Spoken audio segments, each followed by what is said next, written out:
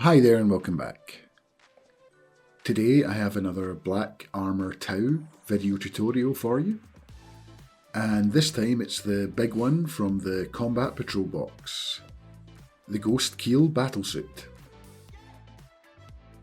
And for this one and the two other models I have left, which are the two hero models in the box set, I'm going to have to paint Tau skin, which is something I've never actually done before.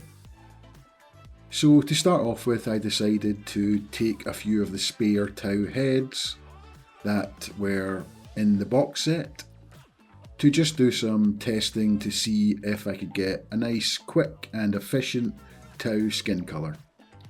And after about half a dozen or so tests, I finally decided on what I was going to use for my Tau skin colour. I ended up going for Space Wolf's Grey contrast paint, and I found that 2 coats of that with a little bit of Fenrisian Grey to highlight gives a really nice skin tone with very little effort. So now that I had the skin tone down, it was time to get into painting the model itself. So first of all, we're going to assemble and prime the model in black, and then we're going to be using Skaven Blight Dinge through the airbrush. And all I'm doing here is going full blast with the airbrush from all angles to try and get as much coverage as I can. And I'm looking to try and cover the entire model except for certain areas like in between the legs and in between the armpits and the very deepest of recesses. And by the end of this process, the model should be reading as dark grey rather than black.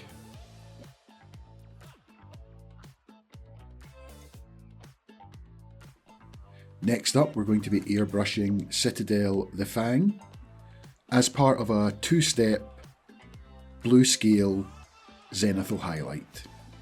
So in a standard zenithal, you would go in with the model at 45 degrees with a mid-grey followed by a top-down spray of white. And in this process, we're just going to be switching the colours, and instead of using grey followed by white, we're going to be using the Fang followed by Fenrisian Grey. And what that does is give us a blue scale zenithal highlight rather than a grayscale zenithal highlight. So for the first part of the process, we're going to be airbrushing the Fang from the top of the model and from 45 degrees. And do this all the way around the entire model.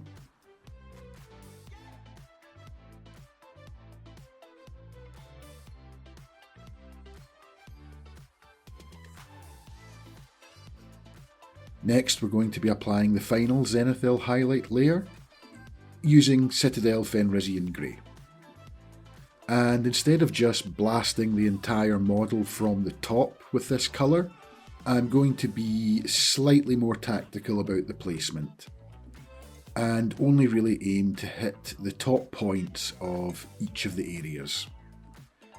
And this would include the head, the chest, the backpack, all of the guns and the arms, and also part of the feet and backs of the legs. And I'm just really finding the top parts of all of these areas and applying a spot highlight here of the Fenrisian Grey. And just go easy on the airbrush trigger here, and you can also turn the PSI down if you wish, just to make sure you've got a lot of control over where you're placing these spot highlights, and to make sure you don't blast the entire model with this colour.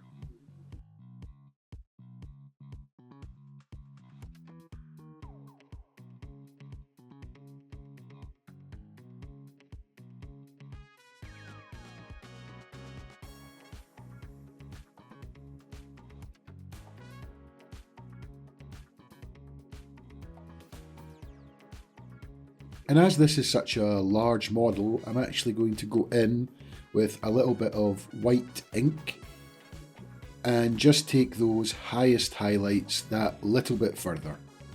So all of the areas that we previously highlighted with the Fenrisian grey, we're now going to do an even smaller spot highlight with just the white.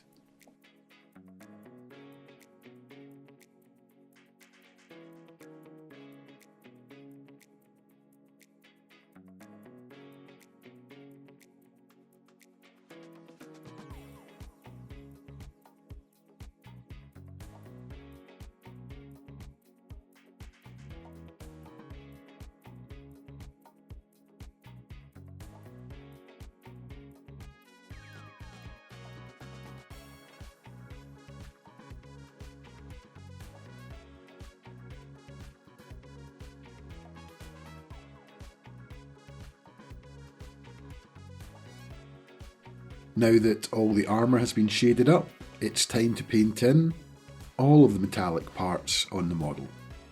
And I'm going to be using Vallejo Oily Steel, and using the box art as a rough guide, we're going to be painting in all of the areas on the box art that are black using the Vallejo Oily Steel. You don't have to be 100% exact here.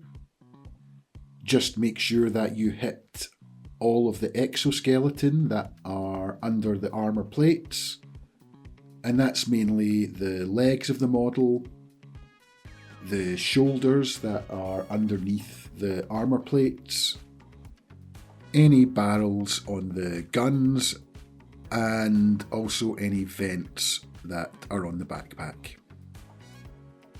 And then after that, it's really up to you if you want to paint any additional parts in the steel colour. You could potentially paint in some of the stripes on the armour plates if you wanted, and some of the nuts and bolts that are spread across the model as well. It's really up to you.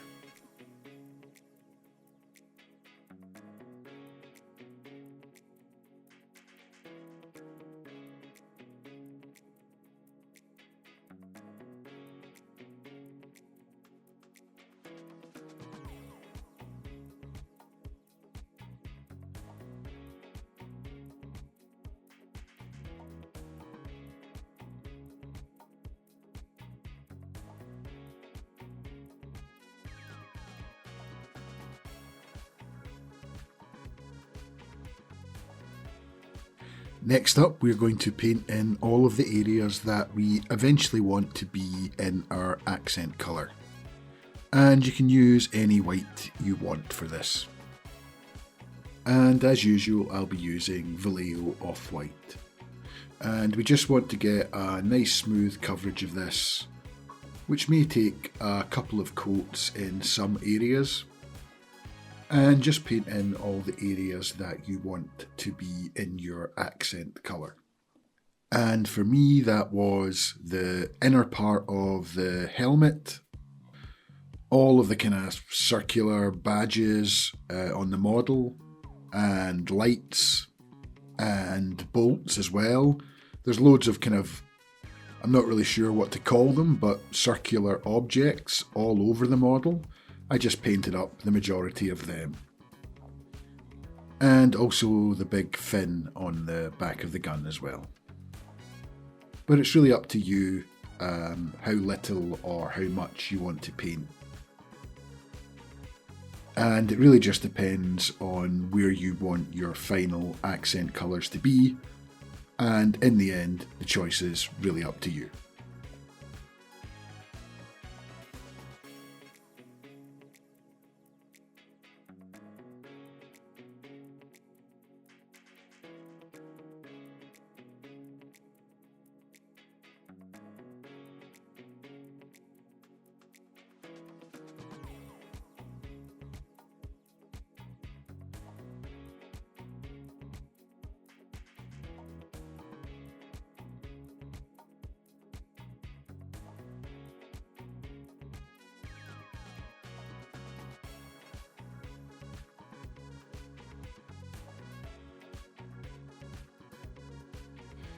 Next it's time to add the weathering pigment, and I've really been enjoying using this Mr. Weathering Black pigment.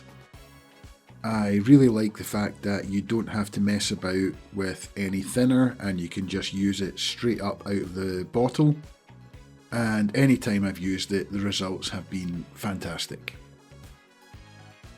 You just need to make sure you use an appropriately sized brush for the size of model, and in this case I'm going to be using one of the largest brushes that I have, and you just want to apply a thick coat of this over the entire model. And because of the low surface tension, it should just flow into all of the recesses, all of the cracks. There's nothing you really need to do here apart from let it do its work. And once it's been fully coated, it's time to now go in with the solvent. And for this, all you need to do is get some of the solvent onto your brush and then wipe it over any areas that you want to wick away the pigment.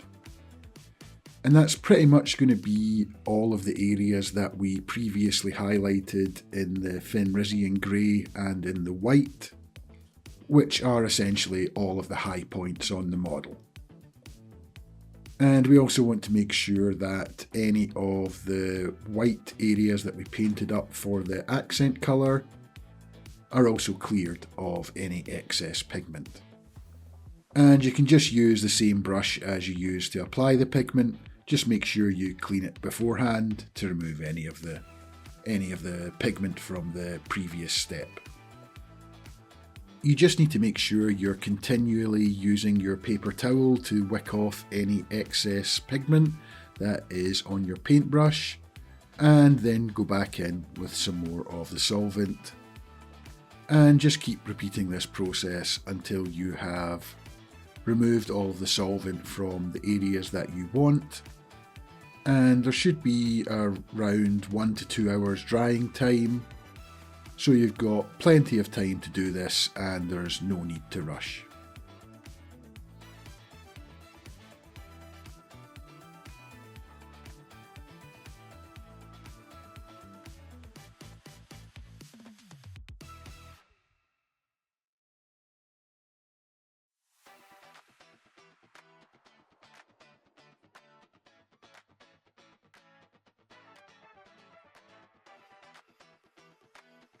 Now that everything has been shaded, it's time to add in all of the accent colours. And this paint scheme would work with just about any colour you want, but for my army I've went for yellow, and in particular I'm using Army Painter Speed Paint's Zealot Yellow. And all the usual rules of using contrast paint apply here. Basically just give it one coat and keep an eye out for any excessive pooling, and just make sure that you go back in with a damp brush just to smooth out any of the kind of pulled up areas. And pretty much no matter what colour you do pick here for your accent, it's going to really contrast with the dark smoky armour. And apart from a few other small minor details on the model, like painting in the lens on the helmet with blue contrast paint, and painting in the rockets on the backpack with red contrast paint, the model is done and ready to be based. And to paint up the base, it's a really simple 3-step process.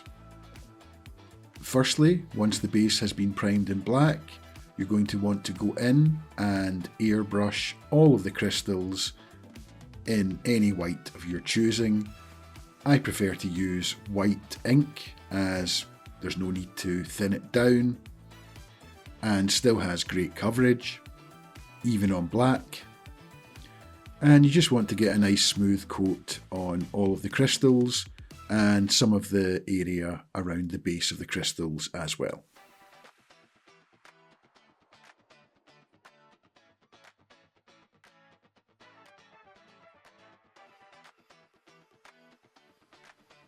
The next step is to airbrush all of the white areas in, and we're going to be using Vallejo Warlord Purple. And because most of the crystals are clumped together, you just need to make sure that you're being careful not to overspray any one crystal too much and cause flooding.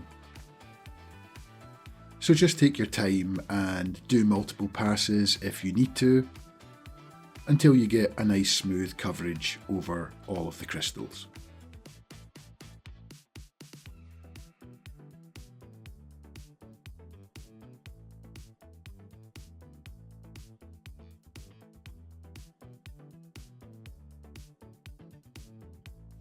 And the final step is to edge highlight all of the crystals.